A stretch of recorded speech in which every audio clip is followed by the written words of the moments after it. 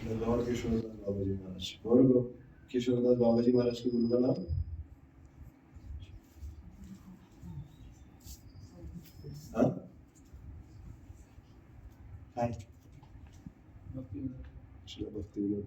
भक्ति विनोद ठाकुर के गुरु महाराज का नाम अभिजीत।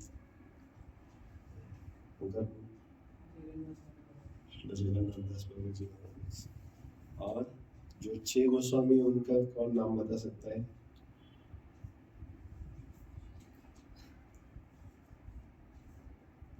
कौन नाम बता, हाथ ऊपर कीजिए किन किनको मालूम है 6 गोस्वामी के नाम। 4 लोगों को वाले मालूम है। अजित प्रभु तुम्हाला पण माहिती? तुमचा हात वर आहे का? नाही माहिती? सांगा बघू किती माहिती तुम्हाला? 2 3 किती नाव?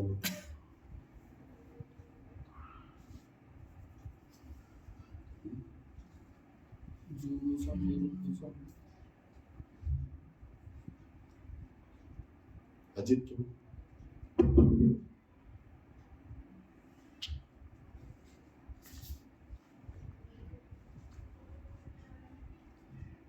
तो एक श्लोक है, श्लोक एज इट इज आप बाय हार्ट कर सकते हैं।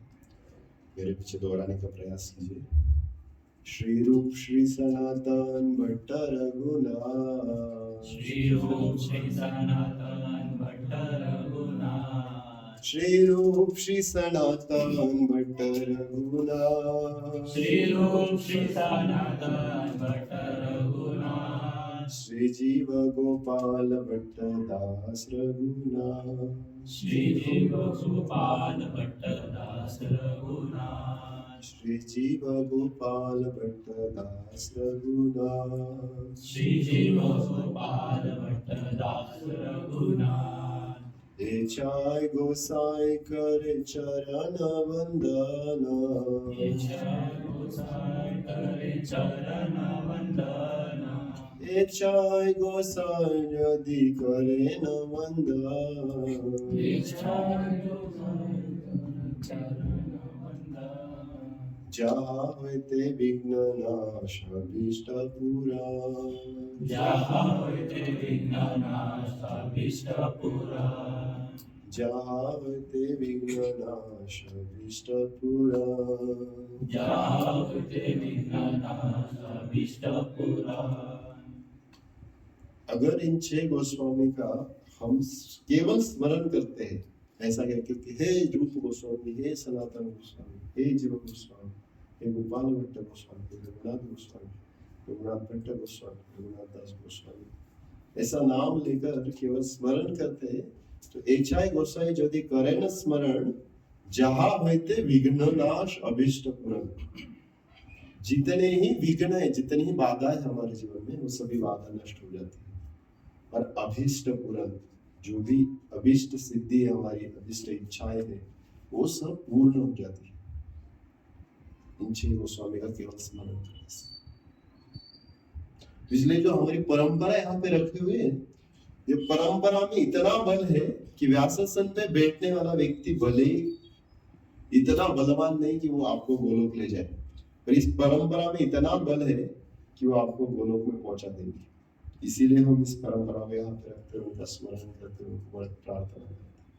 मैं अपने आचार्यों के बारे में सुनना चाहिए, पढ़ना चाहिए, क्योंकि उनका लाइफ है, उनका लाइफ स्टाइल मतलब सबसे टॉप क्लास के हीरो है। और केवल 2 घंटे 3 घंटे सोते थे और समाज के लिए सेवा करते थे। इसलिए हमें पहले ऐसे शुद्ध भक्तों का चरणों का रेणु हमें प्राप्त करने की लालसा रखनी होगी। इसलिए पहला भजन का लाइन कहता है, शुद्ध भक्त चरण रेणु भजनानुकूला। शुद्ध भक्तों के चरणों का जो रेणु है, जो पदधूलि है, वो प्राप्त करने की लालसा रखनी चाहिए। क्यों प्राप्त करना है? वो भजन अनुकूल, भजन करने के लिए बहुत महत्वपूर्ण, बहुत लाभदायी। इसलिए हमें शुद्ध भक्तों का चरित्र सुनना चाहिए, उनको याद करना चाहिए। प्रीवियस आचार्यों को जब हम याद करते तो हमारे लिए पुलिस की जैसे काम करते हैं। और चोर कौन है? माया देवी। माया देवी के जितने भी एजेंट है वो सब चोर का काम करते हैं, है ना। मोबाइल से, लड़की है, और जो भी जितने बेकार लोग हमारे तकलीफ देने के लिए उपस्थित होते हैं, वो सभी माया के एजेंट है। ऐसे चोरों के लिए अगर हम अपने पुलिस आर्मी को जब बुलाते हैं तो इमीडिएट आके हमारे सभी दुखों को नष्ट कर देती है।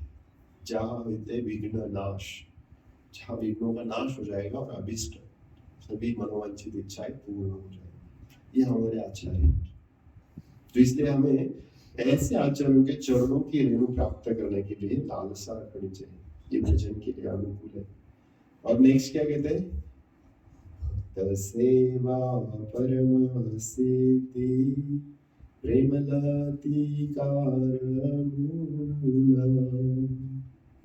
बोले ऐसे शुद्ध भक्तों की सेवा प्राप्त करना यही जीवन की परम सिद्धि रखना चाहिए। यही परम सिद्धि रखना चाहिए। उसके साथ साथ भक्त सेवा और भगवान के प्रति दिव्य प्रेम की लता का ये मूल है। मतलब अगर हमें हमारी भक्ति लता जो भगवान के चरणों तक जाती है, उस लता का मूल क्या है? जैसा अगर यहाँ पे हमने वो मोगरा लगाया ना, वेल है ना, वो तो लता है। वो लता आश्रित रहती, अकेले ऐसी खड़ी नहीं जाएगी, उसको आश्रय देना पड़ेगा, किसी पेड़ का, किसी रस्सी का, किसी डंडे का। तो ये लता का मूल क्या है?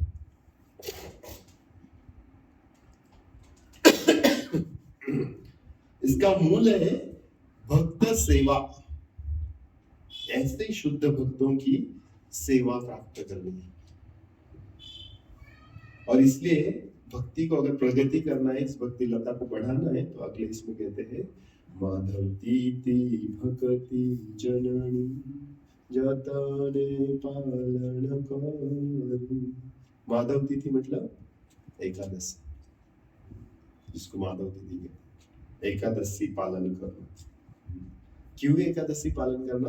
बोलते हैं भक्ति जननी, ये भक्ति की जननी। एकादशी पालन करने से हमें भक्ति प्राप्त होती है। और ये क्यों पालन करना है? कृष्ण वसति वसति वाणी परमादरे वाणी।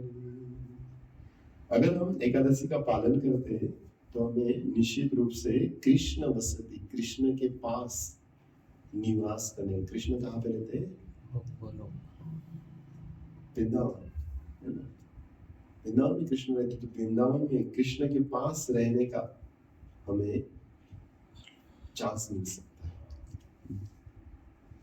तो ये सब चीजें, छोटी छोटी चीजें हमें भक्ति को आगे बढ़ने के लिए मदद करती है। ऐसे भक्तों का चरणों का धूली, ऐसे भक्तों का, शुद्ध भक्तों का चरण सेवा, ये प्राप्त करना हमारे लिए जीवन की सिद्धि है।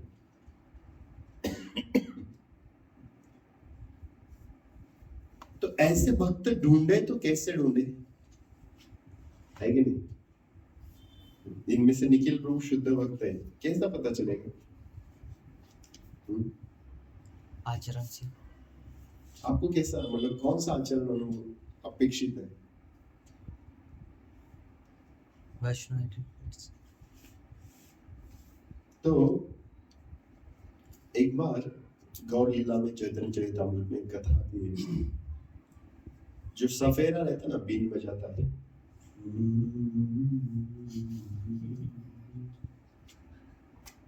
तो बीन बजा रहा था और सांप का खेल खेल रहा था। जैसे गांव में आते हैं ना, मतलब तो सांप को नचाता है, फिर किसी के गले में डाल देते हैं। तो सपेरा बीन बजा रहा था, और वो जो मराठीत क्या म्हणतात त्याला, बीनच म्हणतात, पुंगी वाजवणं। तो वो जब बीन बजा रहा था तो वहां से हरिदास ठाकुर जा रहे थे, हरे कृष्ण कृष्ण कृष्ण हरे हरे राम राम राम हरे हरे, ऐसे जप करते करते वहां से जा रहे थे। और वहां पे उन्होंने देखा कि एक सुंदर नाग वो बीन के इशारे पे नृत्य करने लग गया।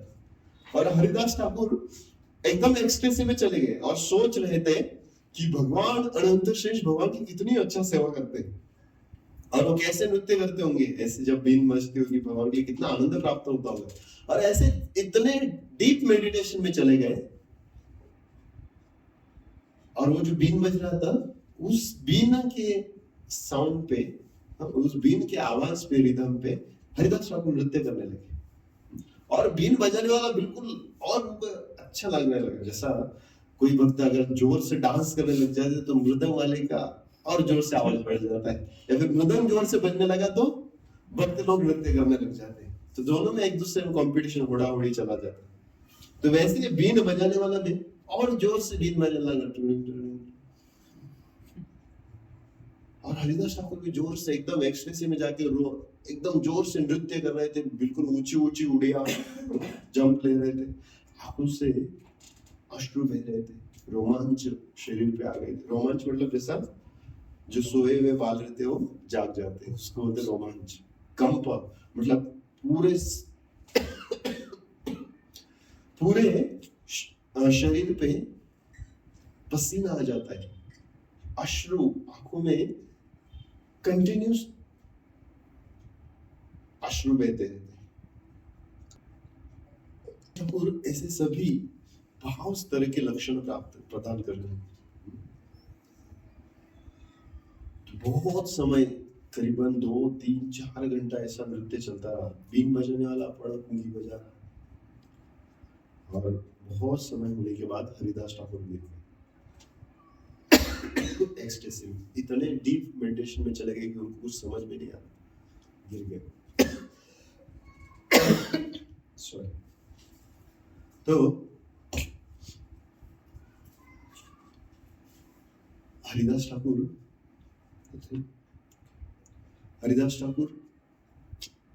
एक्सटेसी में चले गए। फिर थोड़ा सा जल लिया, उसका छिटकार किया, फिर हरिदास ठाकुर चले गए वहां से, क्योंकि उनको ऐसे थोड़ा सा ऐसा ही लगा बिल्कुल कि अरे क्या, जो वो जल्दी से चले गए वहां से। फिर वो सपेरा बीन बजाने लगा, लोगों को दिखाने लगा और एक ब्राह्मण वहां पे आ गए और उसको लगा कि ये हरिदास ठाकुर के लिए इतना बीन बजा रहा था, तो भी मैं भी नृत्य करता हूँ, ये बीन बजाएगा, लोग मेरे लिए भी तालियां बजाएंगे, मेरा शो देखते रहेंगे। तो ऐसे प्रतिष्ठा के भाव से वो भी नृत्य करने लगा।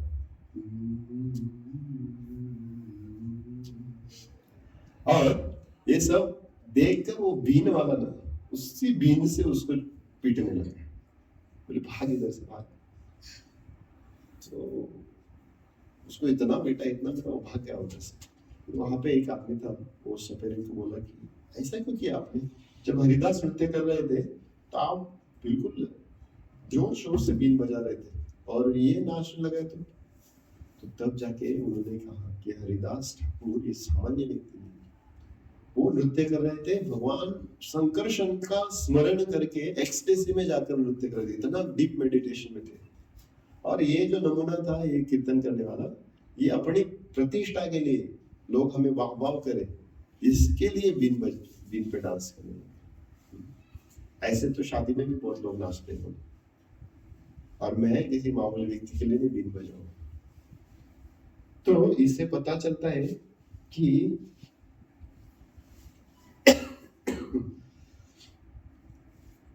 जो भक्त है वो कैसा पहचाना जाना चाहिए। शुद्ध भक्त चरण रेणु, उनके चरणों की रेणु हमें लेना है, उनके चरण धूलि लेना है, उनकी सेवा हमें करना है। तो कौन शुद्ध भक्त चाहिए, तो हमें पहचानने को आना चाहिए कि कौन शुद्ध भक्त। भले मैं शुद्ध भक्त ना हूं, पर एटलीस्ट पहचान तो सको कि किसी के बारे में फंसे नहीं। हम शास्त्र में जितने ही कोट सुनते हैं कि भक्तों की सेवा करनी चाहिए, ट्रांसलेशन के समय वहां पे शुद्ध भक्त लिखा नहीं जाता है।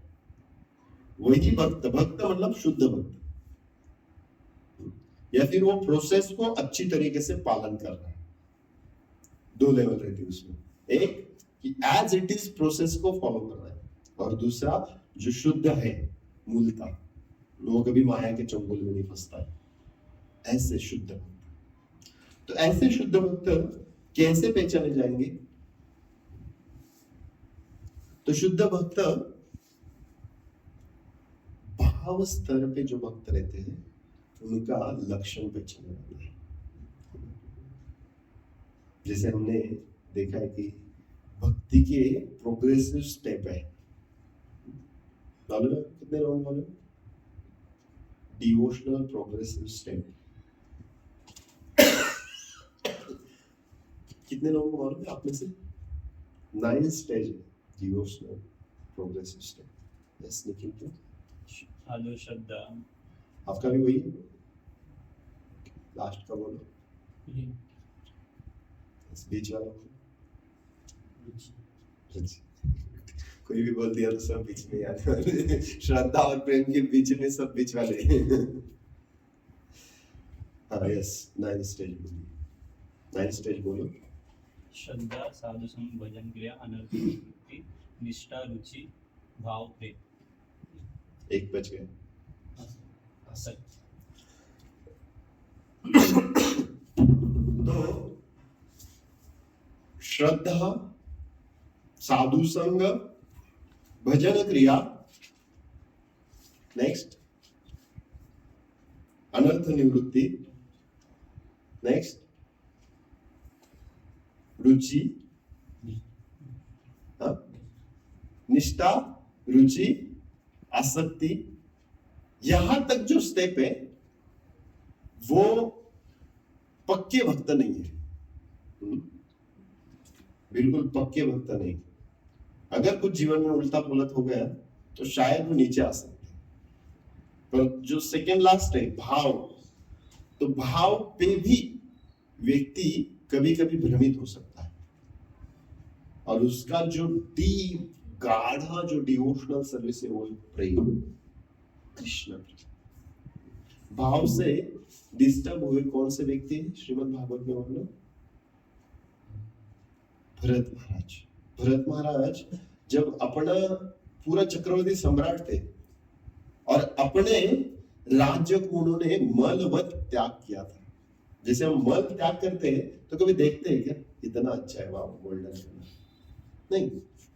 तो वैसे वो चक्रवर्ती सम्राट थे, उन्होंने पूरा राज्य मलवत त्याग दिया और जंगल में चले गए। एक्सटेसी में रहते थे हमेशा भाव स्तर पे, पर छोटा सा हरिण आ गया उनके जीवन में और उस हिरण ने उनका बुरा भक्ति का डामाडोल कर दिया। तो कभी कभार रियर केसेस होता है ऐसा कि भाव स्तर पे नहीं जाना, पर बहुत बार तो आसक्ति से आगे ऑलमोस्ट मतलब हम जल्दी चले जाते हैं। तो ऐसे प्रोग्रेसिव स्टेप में लगे हुए भक्त और शुद्ध भक्तों को हम कैसे पहचान सकते हैं? जो हमारा जीवन का उद्देश्य है कि उनकी चरणों की धूली प्राप्त करना, उनकी सेवा प्राप्त करना। एक ज्ञानेश्वर महाराज बहुत सुंदर अभंग बोलते हैं, ते म्हणतात की जो आम्हाला भगवंत दाखवेल त्याचे लंगोटीही आम्ही देऊ। समझ लो, अगर कोई मुझे भगवान दिखा देगा तो उसका कोपिंग भी मैं धो के दूंगा, पर भोंदू जो है उसको लाठी से पीटूंगा। तो हमें कब पता चलेगा कि ये प्रॉपर साधु है, कितने समझ में साधु है, कि हम फंसे नहीं ऐसे साधु के प्रति। सबका रिस्पेक्ट करना है, हमें क्रिटिसाइज नहीं करना, पर गाइडेंस हमें किसी भक्तों से ही लेते। जैसा आज यूट्यूब में कितने साधु फेमस, कौन से साधु यूट्यूब पे? प्रेमानंद महाराज। प्रेमानंद महाराज और बोलो देवकीनंदन ठाकुर। अजून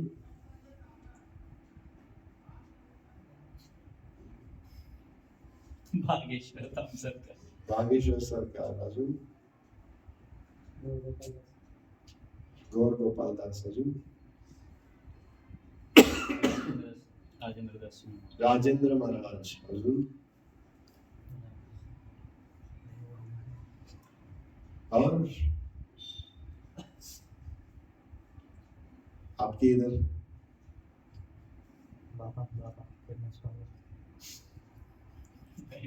आपकी सदगुरु कौन सी संस्था? ईशा फाउंडेशन। हाँ ईशा फाउंडेशन सदगुरु, अच्छा अच्छा हाँ, हाँ। और केवल चना था ईशा फाउंडेशन, श्री रविशंकर। रविशंकर। हाँ सौरभ को आप तो ऐसा कुछ देखते नहीं। ब्रह्मकुमारी हाँ ब्रह्म कुमारी वाले ही गए अजून कृष्ण हाँ काय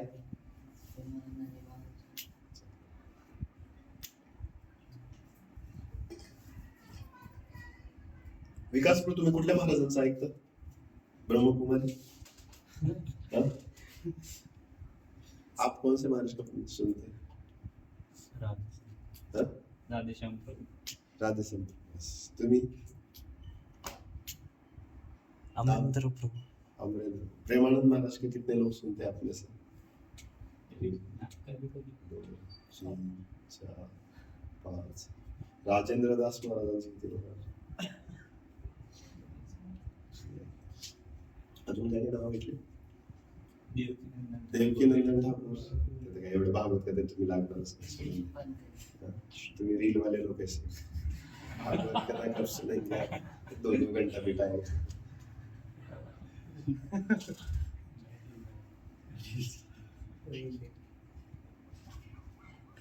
तो आपका फसगत ना हो इसके लिए मैं पूछता हूँ कि कितने लोगों को लगता है कि क्या हो पीला कपड़ा वाले बाबा का नाम?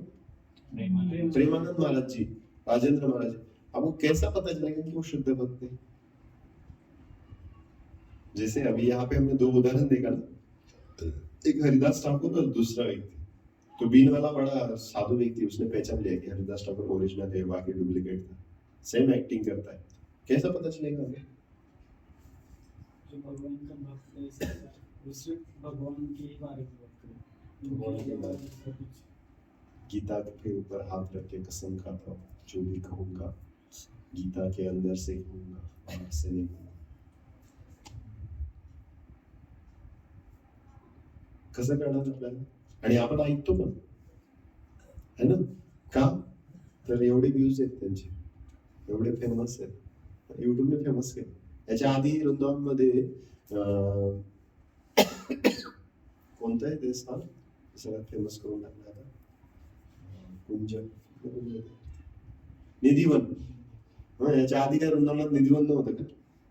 2 वर्ष लॉकडाऊन मध्ये जे निधिवन फेमस झालं तिथं आता गर्दी मावळली. पहिले निधिवनात कुत्रं फिरत नव्हतं, हे कोणाला माहित नव्हतं, पर यूट्यूब ने केवल हल्ला आक्रमण कर दिया यार, ये ऐसा ये ऐसा ऐसा. ते बाबा बिचारे, ते पिवळे कपडेवाले बाबा, ते स्वतःला कसं तरी वाचवण्यासाठी पहाटे 2 वाजता जाऊन कुठेतरी परिक्रमा मारून येऊन फिरून येतात. 2 वाजताही लोक त्यांना सोडत नाही. तो हम फंस सकते हैं कि ऐसे साधु के प्रति केवल यूट्यूब से सुनकर या किसी बहकावे में आकर कोई बोलता है ऐसा किया तो सोना निकल गया, ऐसा किया तो थोड़ा राख निकल गया, ऐसा किया थोड़ा रुद्राक्ष आ गया, तो हम लोग तो क्या बात है. ऐसा अगर वो निकालता तो फैक्ट्री चालू कर देना चाहिए, है कि नहीं? गांव में वो ऐसे रुद्राक्ष बांध के लंबे कपड़े पहन के आते लोग नहीं, और ऐसा कर देते ये रखो आपके अल्टर में रखो, पूजा करो, आपका धन लक्ष्मी बढ़ेगा, और तो आपके जेब में रख लो ना, आपको भीख मांगने की जरूरत नहीं पड़ेगी. और लोग बिल्कुल भावुक हो जाते हैं, तो फंस जाते हैं. तो हमें फंसना नहीं है. पर क्या हो जाता है, एक बार ऐसा होता है कि एक जंगल में बहुत चिड़िया एक साथ रहती थी,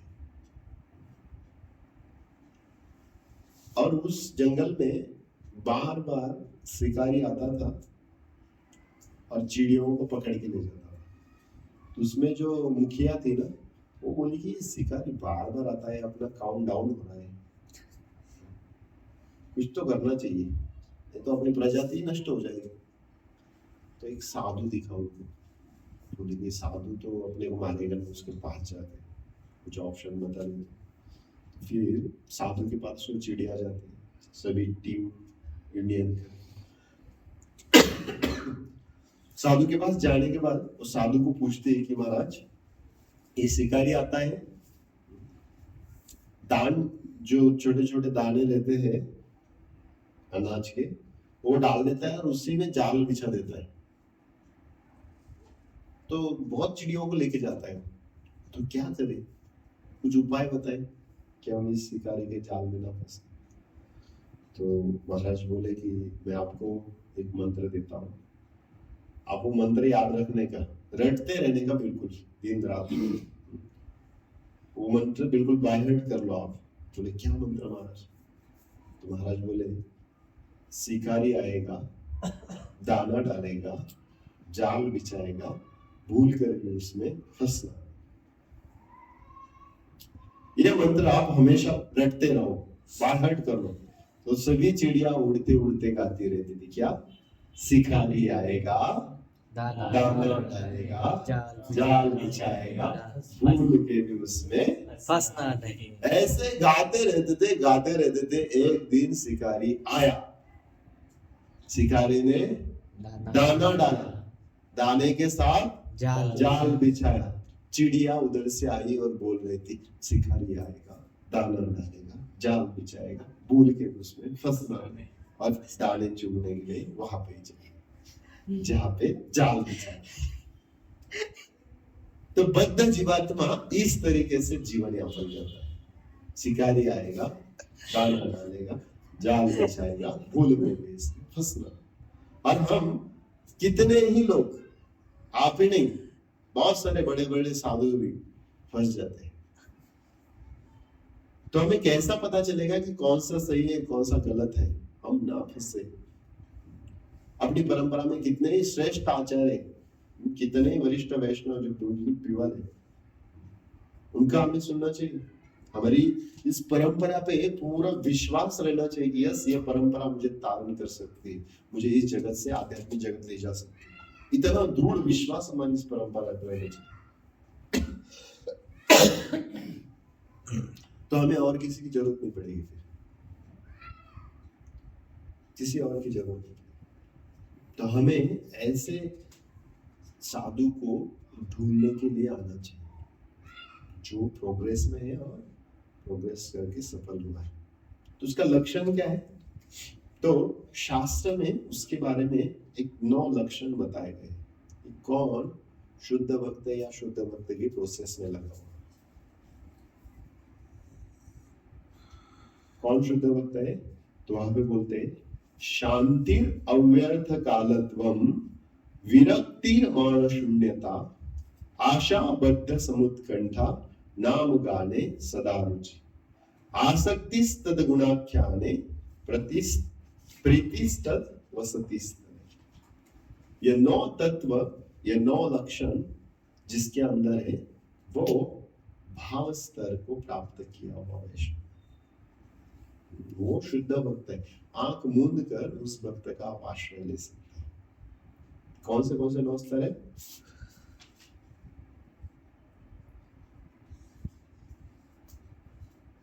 कौन से 9 स्तर है? शांति, है ना?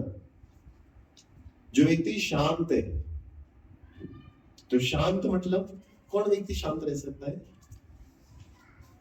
शांत नहीं रह सकता जिसका मन कंट्रोल, जिसका मन कंट्रोल में, जिसका साधू शांत राहिलो। पण शांत म्हणजे नेमकं काय? शांत मतलब आसक्ती नसते कशामध्ये. आसक्ति तो पुढे आहे अजून। शांति मतलब क्या? यहाँ तो सब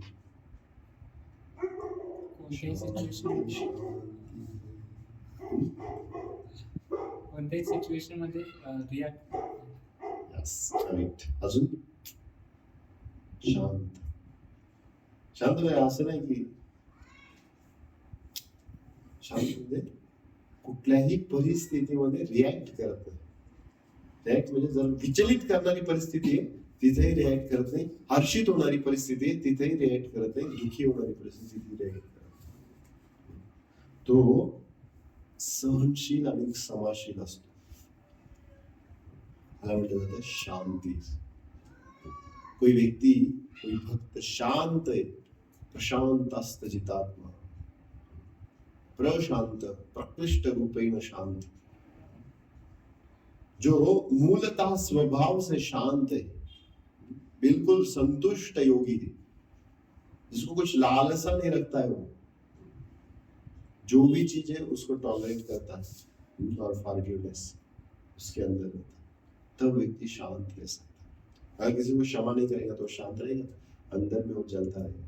इसको देख लो, मेरा भी दिन आएगा, वो थोड़ी ना शांत रह पाएगा. फॉरगिवनेस, क्षमाशील रहना. और दूसरा टॉलरेट. जो भी परिस्थिति आ रही कुछ रिएक्ट नहीं करेगा, भगवान की दया है, उसको एज इट इज स्वीकार कर, उसको कहते हैं शांति. सेकेंड उसका जो लक्षण है अव्यर्थ कालत्व. अव्यर्थ कालत्व मतलब अ मतलब नहीं, व्यर्थ मतलब वेस्टेज, और काल मतलब समय. तो जो समय को वेस्ट नहीं करता है, जो टाइम को वेस्ट नहीं करता है, अव्यर्थ कालत्व, तो फिर वो क्या करता है? टाइम यूटिलाइज कैसा करता है?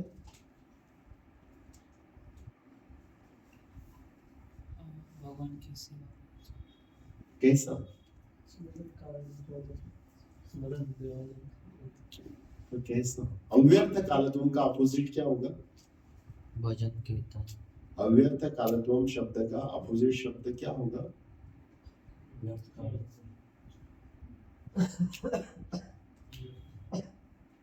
अव्यर्थ मतलब जो कभी भी समय नहीं गवाता, और उसका अपोजिट क्या हो गया?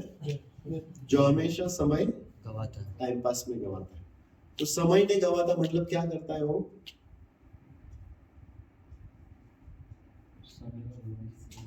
तृणादपि और माने ना माने कीर्तन. ये उसका दूसरा मुख्य लक्षण है. कीर्तनीय सब, वो सततम कीर्तयन्तो माम 24 आवर्स. अव्यर्थ कालत्वम, जो कभी भी टाइम को वेस्ट नहीं करता है. Every moment, every second, every minute वो कृष्ण सेवा में लगाता है, हर समय. जैसे मैंने कहा कि 24 घंटे में 26 घंटे का काम करने का मतलब क्या है? Over time. हम अगर स्नान कर रहे हैं तो कोई भजन गुनगुना चाहिए. तिलक लगा रहे, भगवान का नाम ले रहे, कपड़े पहन रहे, भगवान का नाम लेते रहना चाहिए, कुछ क्लास सुनना चाहिए, प्रसाद ले रहे, क्लास सुन रहे, कुछ सेवा कर रहे, रिकॉर्डिंग चालू है, हरे कृष्ण. अव्यर्थ काल, एवरी मोमेंट भगवान के नाम रूप गुण लीलाओं में लगा हुआ है, एवरी मोमेंट. और भक्त तो क्या क्या करते हैं, जब सेवा एक बाजू में सेवा चल रहा है, दूसरे बाजू में कृष्ण कथा और कृष्ण नाम चलता है. जैसे कोई श्रृंगार कर रहा है, दूसरे बाजू में कृष्ण गान चल रहा है. अव्यर्थ काल, डबल डबल सेवा करते हैं. इसको कहते हैं अव्यर्थ काल. जो भाव स्तर पे जो भक्त है वो कभी अपना समय व्यर्थ नहीं करता. अगर हमें भाव स्तर के भक्त बनना है तो सौरभ प्रभु ये 9 चीजें हमें याद करना होगा. तीसरा गुण क्या बताया गया? विरक्ति. विरक्ति, विरक्ति मतलब रति. रति मतलब आसक्ति, और विरक्ति मतलब अनासक्ति. जो इस भौतिक जगत में अनासक्त रहता है. भौतिक जगत में अनासक्त मतलब, अनासक्ति मतलब कैसे, आप कोई बता सकते हैं क्या रहता? अनासक्ति मतलब क्या? मतलब अभी वो कौन सा चीज हमारे पास है, अगर वो होते हुए भी और उसको गाने के बाद भी वैसे रहे. हाँ, आसक्ति मतलब वो मुझे चाहिए, वो मुझे चाहिए. आसक्ति तो जा भी सकती है. हमें लगता है कि नहीं मैं छोड़ नहीं पाऊंगा प्रभु, कैसे छोड़ू, प्यार लहसुन कैसे छोड़ू प्रभु, मैं कॉलेज में जाता हूँ, लड़की को देखना कैसे छोड़ू, कैसे, नहीं प्रभु आ सकती है, जा नहीं सकती। तो शास्त्र कहता है आ सकती तो जा भी सकती है, आ सकती है तो अना सकती। और जो वैष्णव है उसके हृदय में विरक्ति रहती है। विरक्ति मतलब उसको मालूम है भौतिक जगत में सभी चीज टेम्पररी, यहाँ का मटेरियलिस्टिक हर चीज यही संस्पर्श जब होगा दुख योनिषु कौन्तेय, यहाँ पे जिसको आप स्पर्श करेंगे वो दुख देने वाला है। यही संस्पर्श जब होगा, जो भी भोग करने की इच्छा करके स्पर्श करेंगे दुख देगा। दुख योनिषु कौन्तेय, दुख मिलेगा कौन्तेय। भगवान श्री कृष्ण कहते मैं नहीं कह रहा। तो इसीलिए वो विरक्त रहता है, उसको मालूम है आज वो एकदम गुलाब जामुन मीठा लग रहा है, कल जाके पता चले अरे शुगर बढ़ गया, डायबिटीज। यही संस्पर्श का कुछ समय के बाद वास्तव दिखाएगा। तो इसलिए भक्त इन भौतिक चीजों के प्रति विरक्त रहते हैं। ऐसे नहीं कि उसमें आसक्ति है ही नहीं, वो डाइवर्ट करते हैं। तो इसमें विरक्ति रहता है, आसक्ति नहीं रहता। चौथा चीज क्या है? मान शून्यता। मान शून्यता मतलब, मान मतलब मान दो होते हैं, एक तो बोलते हैं कि मान कर रहे हैं, एक वो वाला मान मतलब रूठ के बैठ जाते हैं। तो मान करके बैठना हिंदी वाला। मराठी वाला मान मतलब है ना। आज संस्कृत वाला मान मतलब रिस्पेक्ट। शून्यता मतलब जीरो जीरो, शून्य। तो आदर से शून्य लेना मतलब अमानीय मान देना कीर्तनीय। वो कभी खुद को सम्मान प्राप्त करने की लालसा नहीं रखता है। मान शून्यता, उसमें कभी ऐसी इच्छा नहीं कि कोई मुझे बहुत वाहवाह करे। बिल्कुल विनम्र भाव से जीवन जीता, बिल्कुल सबका दास भाव में जीवन जीता। यस, मैं आप सभी का दास हूं, बोलने के लिए नहीं, खाली जीने के लिए। ये उसका चौथा लक्षण है, मान शून्यता। पांचवा लक्षण क्या है? आशाबद्ध। आशाबद्ध मतलब, आशा मतलब आपके गांव वाले नहीं, आशा होप मंगेशकर, होप्स होप्स। और बद्ध मतलब बनाए रखना। बद्ध मतलब बांधे रखना, बनाए रखना। आशा को बनाए रखता है किनके प्रति? भगवान के ऊपर। एक दिन हम होंगे कामयाब, भक्ति में हम एक दिन जरूर कामयाब होंगे, वो आशा रहती है।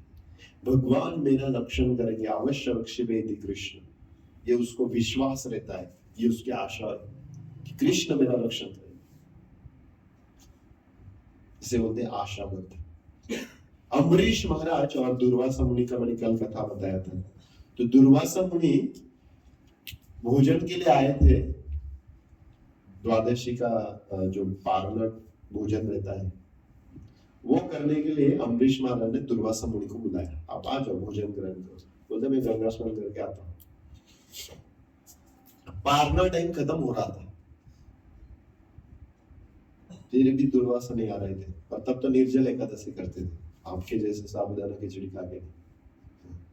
और अम्बरीश महाराज सभी ब्राह्मणों से बोल रहे कि महाराज अभी तक लौट नहीं रहे, क्या करना, टाइम भी खत्म हो गया। और अगर पारना टाइम खत्म हो गया तो फिर नेक्स्ट 15 दिन एकादशी करना पड़ेगा, क्योंकि ऐसा रहता है अगर पारना टाइम में अगर उपवास नहीं छोड़ा तो उनको नेक्स्ट एकादशी तक उपवास रखना चाहिए।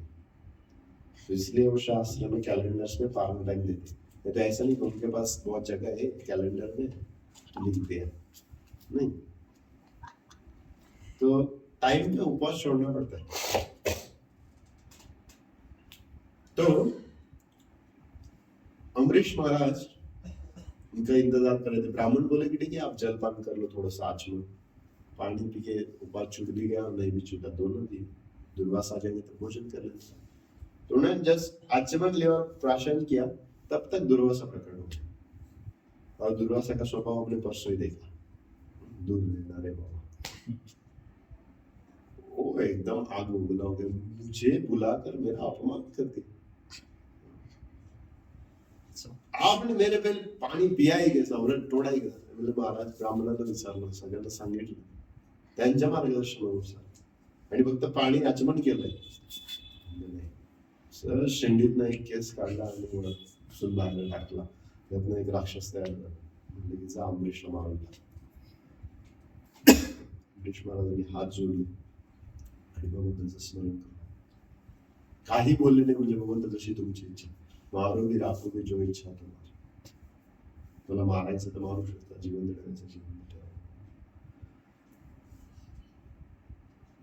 जसं असं ते कृत्य राक्षस निर्माण झाला आणि तो अमरीश महाराजांकडे येणार, तोवर भगवान श्रीकृष्णाचं सुदर्शन त्या ठिकाणी त्या राक्षसाचा वध करून टाकला. आणि त्यानंतर ते सुदर्शन शांत नाही झालं, सुदर्शन दुर्वासाच्या पाठीमागे लागले. दुर्वास मुनी पळत आहेत धोतरवर करून, पळत सुटले इकडून तिकडून, पार स्वर्ग लोक, जललोक, सगळे वरचे लोक ब्रह्माजींकडे गेले, म्हणजे पाचवा प्रभू तुम्ही पितायत आमचे, शिवजींकडे गेले, डिस्टर्ब करू नका. भगवान विष्णूकडे गेले, पाहिलं वाचलं, दुर्वासा, मी माझ्या भक्तांच्या अपराधावर बिलकुल पण कृपा करत नाही. अमरीश माझा भक्त आहे आणि तू त्याच्या प्रती अपराध केलाय, जर अमरीशने क्षमा केलं तरच तुला क्षमा भेटेल, नाही तर काही खरं नाही. वैकुंठात जो व्यक्ती जातो ना, परत कधी येत नाही. जन्म कर्मचंद दिव्यम योग व्यक्ती तत्वाला तेक्त्वा देह पुनर्जन्म नैती मामेती स्वर्जन, म्हणजे जो एकदा वर गेला तर परत खाली येत नाही. हे महान भागवत वैकुंठात जाऊन परत खाली आले केवळ अपराधाच्या कामाला, आणि खाली आले अमरीश महाराजांचे चरण पकडले, म्हणले की महाराज बचाव, क्षमा. अमरीश म्हणजे तुम्ही काही अपराधच नाही केला, क्षमा नाही करायचं. अपराध कोण मला काही अपराध लागला असता तर मी क्षमा केलं असतं, मी काय केलं असं म्हणजे एकदा क्षमा मला, हे सुदर्शन जाऊ दे, जाळपोळ करायला लागलाय सगळं. आणि मग सुदर्शनला प्रार्थना करतात की प्रभू तुम्ही आपल्या निजस्थानी निजधामी परत जावा, आणि सुदर्शन परत. तर भक्ताचा एवढा विश्वास असतो ना की कृष्ण रक्षण करणार, अवश्य रक्षित आहे कृष्ण. प्रल्हाद महाराज, प्रल्हाद महाराजांना पूर्ण विश्वास होता. त्याला काय काय केलं प्रल्हाद महाराजांना, हिरण्यकशिपूने काय त्रास दिला होता, सांपों के गुफा में छोड़ दिए थे. सांपों की गुफा में रहते, सांपों के कबीले में छोड़ दिया, पहाड़ से फेंक दिए थे, पहाड़ से फेंक दिए थे, और क्या किया था, अग्नि में जला दिए थे. सार्थक प्रभु आपने क्या क्या देखा, क्या क्या क्या किया था, सापाजू, और क्या किया था दिनेश, त्याला टाकलं, अजून काय केलं दिनेश, हातले पाय खाली, अजून काय केलं, डोंगरावर फेकून दिलं, अजित प्रभू गरम तेलात टाकून दिलं, अजून अजित प्रभू कुछ बच गया क्या, यस क्या क्या था सो होली में, होली का दहन अग्नि में जलाने का प्रयास किया था. इतना सब करने के बाद प्रहलाद महाराज 5 साल का बालक था, बिल्कुल भी डर नहीं था.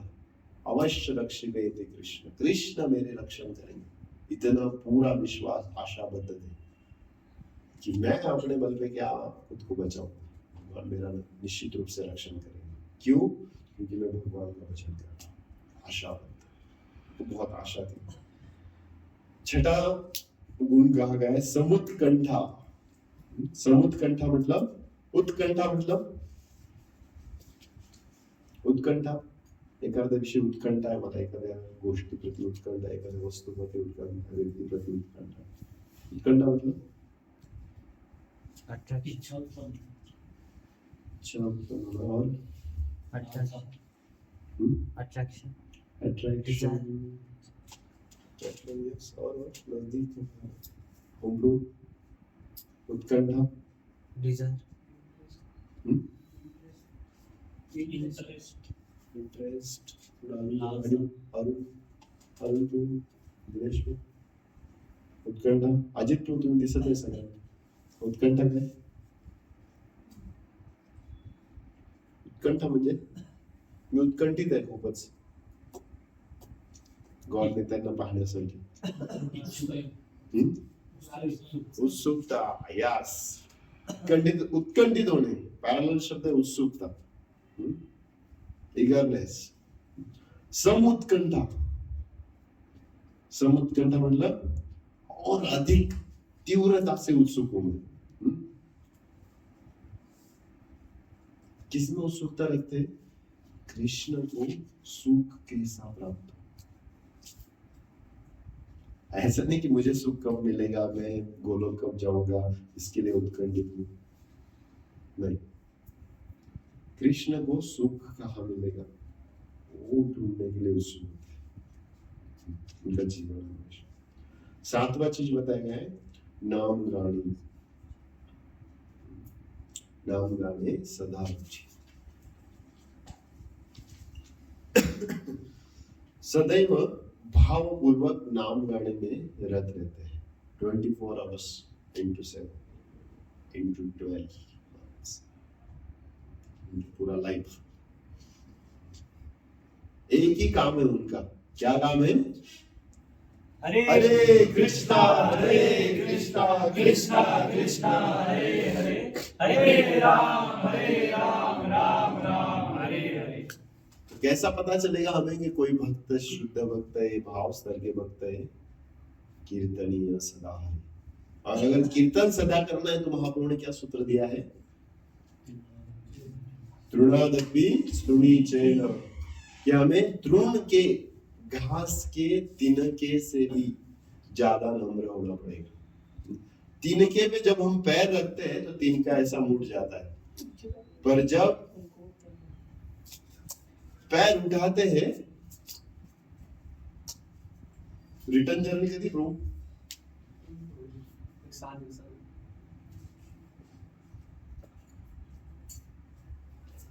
तो जब तिनके के ऊपर से पैर उठाते तो तिनका फिर से खड़ा हो जाता है. आप देखो लॉन में अगर किधर जाते हैं तो तिनके पे जब पैर रखते हैं तो दब जाता है. जैसे पैर हटा दिया तो बोल रहे तू. महाप्रभु क्या बोलते हैं? तृणादपि अपि सुनिचरण, मतलब उससे भी ज्यादा नीच, उससे भी ज्यादा निम्न विनम्र होना चाहिए. तरोरीव सहिष्णु. पेड़ रहता है ना, तरो मतलब झाड़. तरोरीव सहिष्णु, पेड़ से भी ज्यादा सहनशील. जिस पेड़ को काट रहे हैं वो काटने वाले को छाव देता है. मरने के बाद भी वो लकड़ी जलाने के लिए उपयोग में आता है.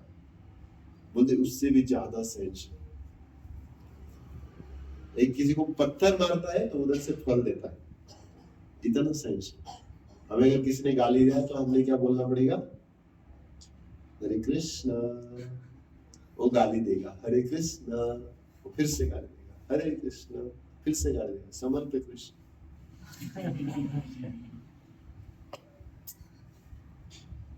तो बाद में हम चिल्ला देंगे समर्थ कृष्णा आ जाओ. कृष्णा आ नहीं रहा है. तो महाप्रभु कहते हैं कि तृणादपि सुनिचरण तरोरीव सहिष्णु. फिर उसके बाद अमाननीय मान. हमें दूसरों को सम्मान देने की भावना रखनी, खुद मान की अभिलाषा रखनी. तब जाके हम ये वाला जो पॉइंट है नाम गाने सदा रुचि, तब हम सदैव कृष्ण नाम ले सकते हैं. कितना पॉइंट हुआ? कौन सा? 7. 8 नंबर में है आसक्तिस तद्गुणाख्यान. भगवान श्री कृष्ण के गुणगान करने में आसक्ति रखते हैं.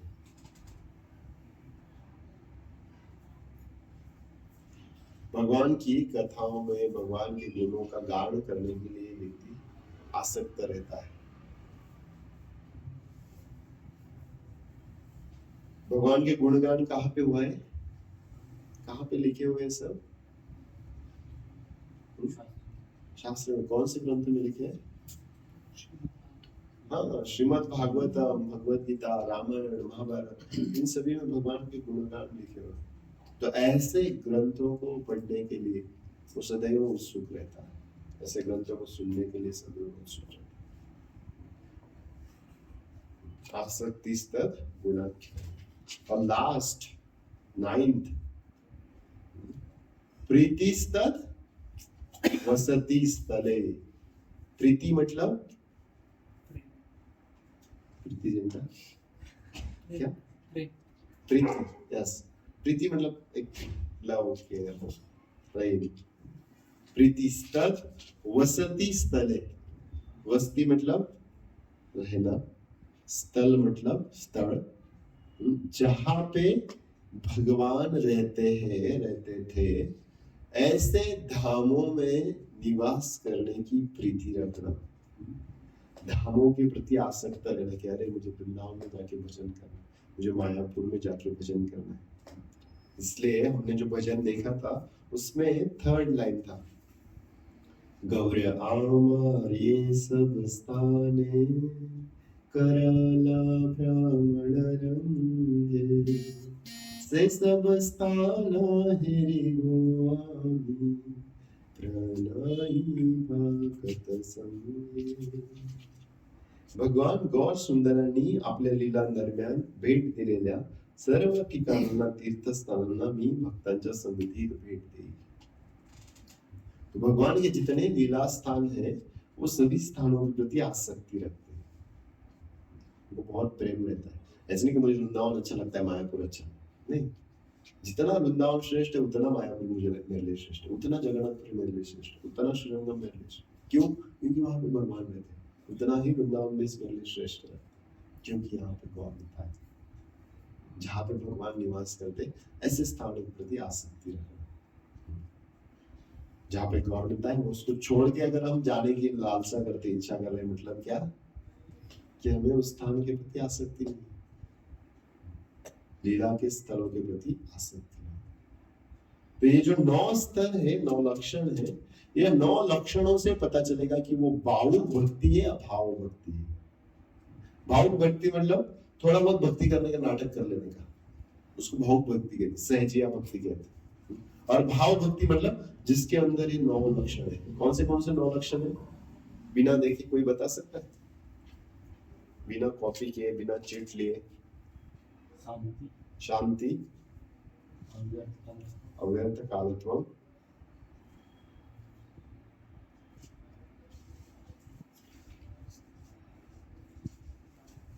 शांति, अव्यर्थ कालत्व, विरक्ति, जो आसक्ति नहीं है, मान शून्यता, जिसको सम्मान की कभी अभिलाषा नहीं है,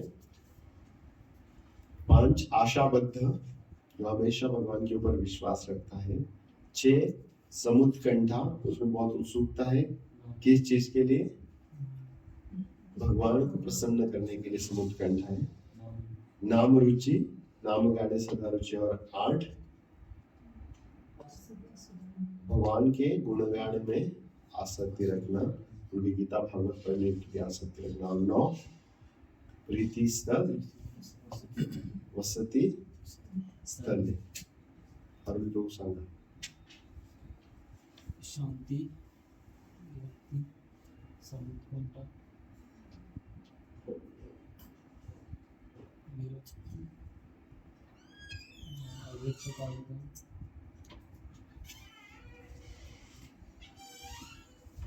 तो हमें क्या करना पड़ेगा? इसके ऊपर चर्निंग करना होगा, तब जाके ध्यान में रहते। तो लेक्चर सुनने के बाद हमें छोड़ देने का नहीं, उसको हर चीज को हमें अच्छा से मंथन करना चाहिए, हर चीज को याद करना चाहिए, लिख के रखना चाहिए, और बार बार उसको रिपीट भी करना चाहिए, क्योंकि यही हमें अपने जीवन में उतारना है। क्योंकि आज हम शुद्ध भक्त को ढूंढ रहे हैं और कल जाके हम शुद्ध भक्त बनना है नहीं? आज आप शिष्य है, कल जाके गुरु बनेंगे। आज बेटा है, कल जाके पिता बनेंगे। तो जब पिता बनेगा तो पिता की क्वालिटीज उसमें रहने चाहिए ना। तो यही लक्षण हमें हमारे अंदर भी लाना है भविष्य में। आज तो हमें पहचाना है कि कौन शुद्ध भक्त है, किसका हमें चरणों का धूलि लेना है, किसका हमें सेवा करना है, जो हमारी परम सिद्धि है। तो ये ढूंढने के लिए ये 9 लक्षण शास्त्र बताता है। शांति, अव्यर्थ कालत्व, विरक्ति, मान शून्यता, आशाबद्ध, समुद्गाणे सदा रुचि, आसक्ति, गुणाख्यान, प्रीतिस्था, वसंत लक्षण।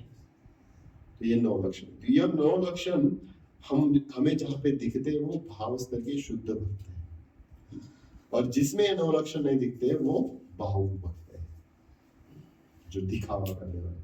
तो हरिदास ठाकुर भाव स्तर पे थे, और जो दूसरा व्यक्ति था भावुक भक्त था, प्रतिष्ठा के लिए डांस करना, इसलिए उसको पीटा गया। तो हमें अपने जीवन में विशेषकर पहले लक्षण से शुरू करना चाहिए। धीरे धीरे हमारे जीवन में सहनशीलता, और क्या बढ़ना चाहिए, क्षमाशीलता, ये गुण आना चाहिए। सहनशीलता के लिए भगवान श्री कृष्ण दूसरे अध्याय में 14 नंबर के श्लोक को बोलो, आपका सबका रिसिटेशन हो गया 2.14। रिसिटेशन किया था ना सबने, यार सारुण लोगों का बायर्ड है वो, बोलो 2.14 आपने बायर्ड किया है उसको।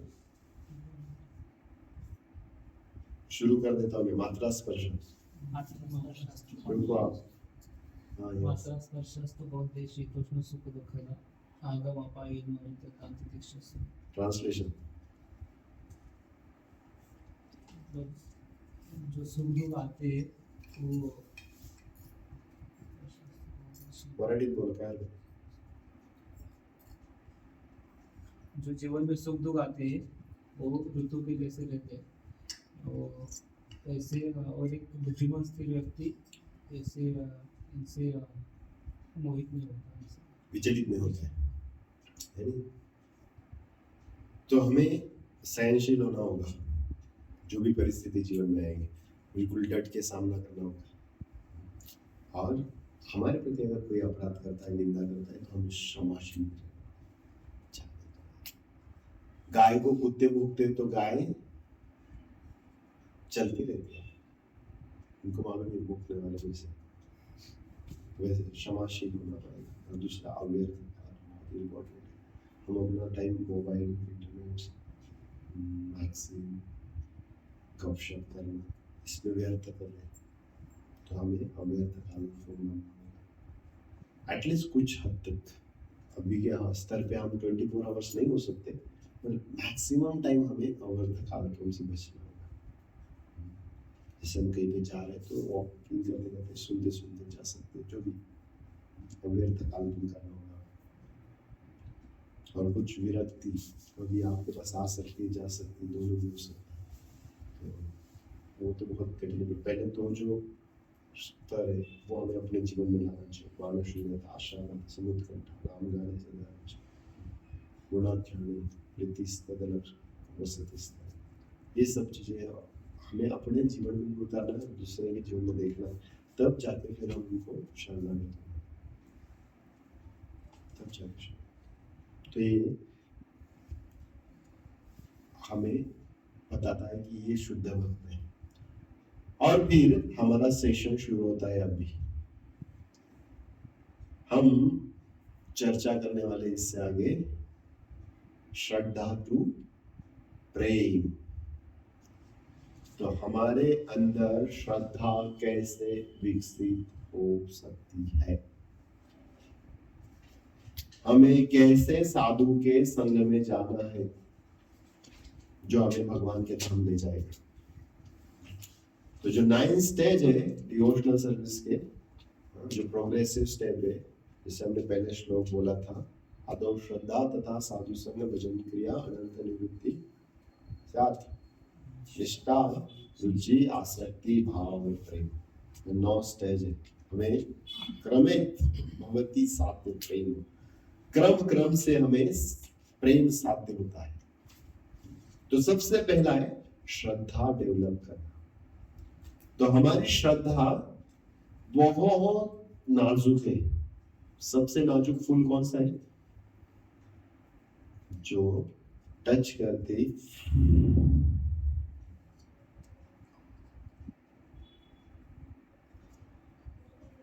पेड़ एक रहता है ना, वो क्या बोलते उसको?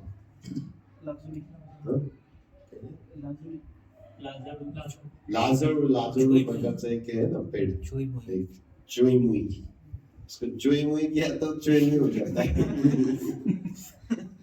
तो हमारी श्रद्धा ऐसी है, थोड़ा बोल दिया ना, यार ये क्या है, इस्कॉन वाले टकले ब्रेन वॉश करते रहते हैं, बस थोड़ा दो तीन लोग बोल दिया ना, हमारा श्रद्धा का डामाडोल हो जाएगा। और विशेषकर उसमें भी अपने जो नजदीक के लोग रहते हैं, पारिवारिक लोग या फ्रेंड सर्कल, वो बोलते हैं यार तुझे मालूम है वो ऐसा किया उसका ऐसा किया, वो अपने घर वाले वो बच्चे को ले गए, फिर से उसको छोड़ दिया, उसका वाट लग गया पूरा जीवन, ये ऐसा सब होता है क्या? तो अपनी श्रद्धा चोरी मोरी हो जाती है। तो ये श्रद्धा हमारी कैसी सुदृढ़ बनाना है वो हमें सीखना है। फिर उस श्रद्धा के बल पे साधु संग करना है। और वो साधु संग हमें क्या सिखाया? भजन क्रिया सिखाया कि भजन कैसा होता है, और वो भजन हमारे अनर्थों को नष्ट करे। फिर हमारे अनर्थ नष्ट होने के बाद भक्ति शुरू होती है, उसे कहते हैं आसक्ति। तो जो भजन के बाद निष्ठा, रुचि, आसक्ति इमिजिएट आ जाती है। अनर्थ निवृत्ति बहुत लंबा, निष्ठा, आसक्ति और रुचि बिल्कुल नजदीक है। फिर भाव और प्रेम। तो ये चीजें कैसे प्राप्त होगी हमारे जीवन में, इसके लिए हम श्री विश्वनाथ चक्रवर्ती ठाकुर जी का माधुर्य कादम्बिनी नाम का एक ग्रंथ है, उसमें उन्होंने बहुत अच्छे तरीके से श्रद्धा टू प्रेम ये सीरीज लिया है। तो वहीं से हम आगे चल के जो भी क्लास होंगी उसके ऊपर चर्चा होगी। ठीक है, किसी कुछ प्रश्न इसके बारे में पूछ सकते हैं? प्रभु जी आसक्ति बोल रहे थे, तो उसमें एक लेक्चर हुआ था, उसमें वो बोल रहे थे कि छोड़ना नहीं जोड़ना है सेवा। मैंने कहा छोड़ो,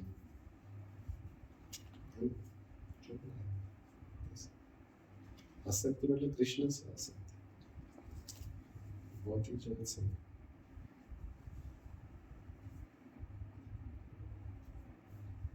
विनम्रता ही फक्त भक्तांच्या संघामध्येच ती बाहेर पडते.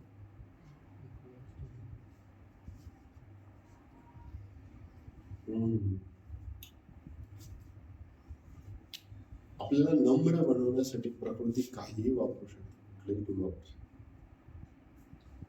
आता एक नवीन बाजारामध्ये बटाट्याचे साल काढण्याचं एक मशीन आहे. कसं मशीन आहे ते? बस एक गोल सर्कल आहे असं, आणि खाली पण एकदम प्लेन आहे बिलकुल, काही त्याला असं खरखरीत काही नाही, बस ते गोल गोल फिरत राहतं. आणि मग लगेच असं गोल फिरतं ते आतमध्ये बटाटे टाकून द्यायचे.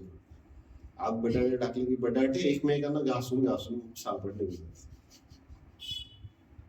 तो जब हम इस प्रकृति में रहेंगे, विशेषकर भक्त समाज में रहेंगे, तो अगर हम नम्र नहीं भी है तो भक्त हमें नम्र बना देंगे.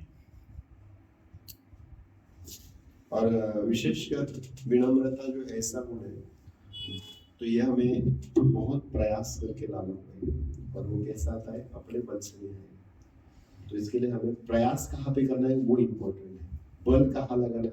विनम्र होने के लिए बलपूर्वक विनम्र नहीं होना है. विनम्रता का सोर्स क्या है वो देखना पड़ेगा, कहाँ से वो जनरेट होगा, कहाँ से वो प्राप्त होगा, रूट कॉज क्या है वो देखना पड़ेगा. तो विनम्रता का रूट कॉज क्या है? भजन. आपके भजन में जितना प्योरिटी रहेगा, भले आप एक माला करते हो हर दिन, वो एक माला आप कितने ध्यान पूर्वक अपना एफर्ट्स लगा के करते हो उसके ऊपर डिपेंड. और ये शास्त्र में कहते हैं पंचम स्कंद में, यस्यास्ति भक्ति तत्र समासते सुरगुण, कि भक्ति में इतना ताकत है, यस्यास्ति भक्ति, जब हम भगवान की भक्ति शुरू कर देते हैं तब देवताओं में, सुर देवताओं में जितने गुण है वो सभी गुण अपने अंदर अपने आप आ जाते हैं। तो ये सभी दैवी गुण है। भगवद गीता में इसका वर्णन किया है, शांति दम तप तप शौच आर्जव, ये सब देवताओं के गुण है। ये गुण अपने आप अंदर विकसित होंगे, पर वो भजन में हम कितना मन लगाते हैं, ऐसे अस्ति भक्ति, वो भक्ति हम कितने प्रामाणिकता से, कितने अच्छे भाव से करते हैं, उसके ऊपर डिपेंड रहेगा ये सब दिव्य गुण। पर जैसे मैंने कहा ना कि हमारे अंदर, हमारे पास कौन सा गुण हम डेवलप कर सकते हैं, जैसे पहले दो गुण बोले, शांति, कि हमें टॉलरेट करना और फॉरगिवनेस रखना होगा। अगर ये रखा तो हम अपने आप शांत होने का प्रयास करेंगे। दूसरा, अव्यर्थ कार्य अपने हाथ में, कि मैं अपने टाइम को कैसे यूटिलाइज करूं, मेरे हाथ में। 24 घंटे भगवान ने मुझे दिए, वो 24 घंटे में क्या करना है वो मैं डिसाइड कर सकता हूँ। जो अपने हाथ में हो हम जब करते हैं तो दैवी गुण अपने आप आने लग जाएगा। तो विनम्रता है इतना आसान चीज नहीं, किसी में भी आ जाएगा। उसके लिए शुद्ध भक्ति का अनुशीलन करना, और थोड़ा भी अनुशीलन कर ले इमीडिएटली सभी गुण अपने आप। इसके लिए कभी फोर्स करने प्रयास करने का प्रयास नहीं रहता, प्रयास करो भक्ति पे लगाना, भजन पे लगाना। ठीक है, विनम्रता ज्याची भक्तांच्या संघामध्ये आता बाहेर जर नवीन टीचिंग करतात त्यांच्याबद्दल हाँ, तो इसके लिए एक कथा बताया जाता है। जब हम बाहर के समाज में जाते हैं तो हमें थोड़ा सा सजग रहना होगा। अगर हम वास्तव में विनम्र है मूलतः जन्म रूप से, तो हमें इतना इफेक्ट नहीं होगा उन लोगों का, हमें कुछ नहीं लगता है। फिर वो कुछ टिंगल टावाळी केलं तर काय वाटणार नाही आपल्याला, कारण तो हृदयातूनच विनम्रता आहे, त्याला काय तो आत्माराम असतो त्याच्यातून येत नसतं। पर अगर हमें लग रहा है कि वो मेरा खिल्ली उड़ा रहा है, तो फिर समझेगा कि हम विनम्र नहीं, क्योंकि हमारे हृदय में उसके प्रति कुछ ना कुछ रोष आ रहा है, तो हम विनम्र नहीं। तो उस सिचुएशन में हमें क्या करना है, जैसे एक बार एक गार्डन में एक सांप है ना, बहुत जोर जोर से फुस कर रहा था और बच्चों को काटने के लिए दौड़ रहा था। तो वहां से नारद मुनि जा रहे थे, नारद मुनि बोला, अरे क्या छोटे बच्चे खेल रहे हैं, अच्छा नहीं लगता क्या? तो सांप बोला कि ये मुझे पत्थर मारते, काटी मारते। तो नारद मुनि बोले कि अरे आप अगर उनको काटेंगे तो कैसा होगा, आप उनको काटना नहीं चाहिए, छोटे बच्चे हो। बोले ठीक है। नारद मुनि चले गए, सांप भी आज्ञाकारी था, तो नारद मुनि का पूरा as it is instruction follow किया।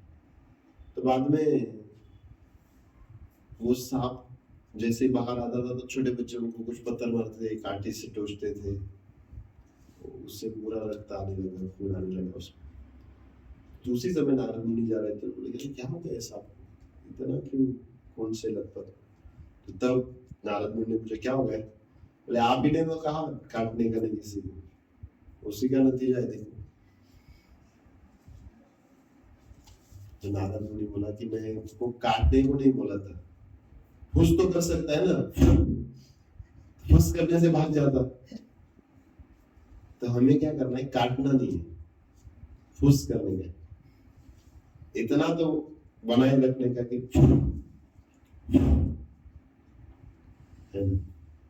हमें फुस करना है, तो हमें द्वेष नहीं करना है। कोई अगर बोल रहा है तो उसको AK-47 लेके जितना हमारा टॉलरेंस है उतना टॉलरेट करो। जब टॉलरेंस हमारा लेवल खत्म हो जाता है, सो प्रभु तुम्ही तुमच्या रस्त्याला माझ्या रस्त्याला, हरे कृष्ण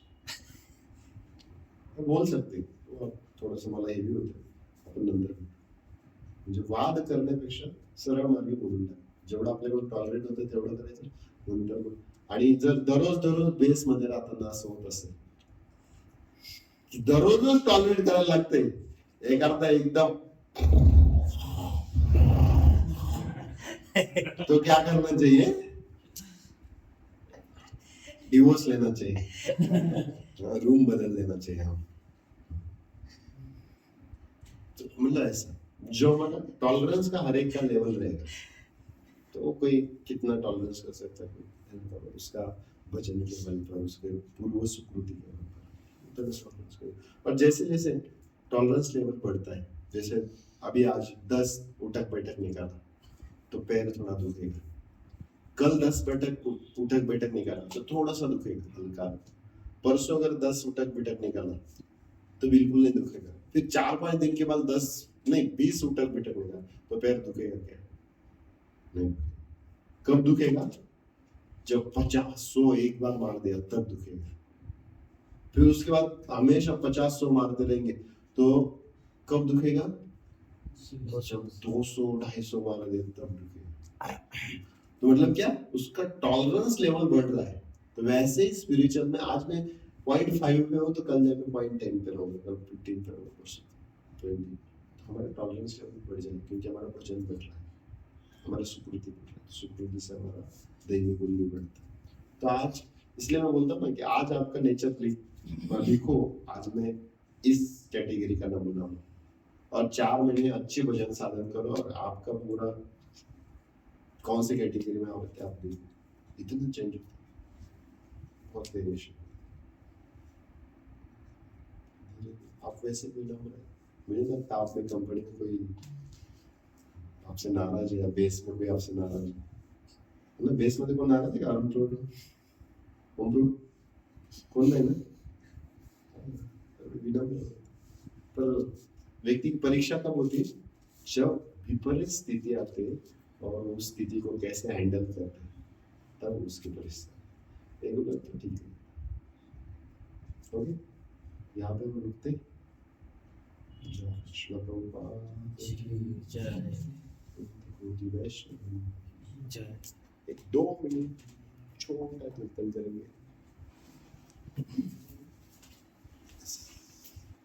स्वागत है।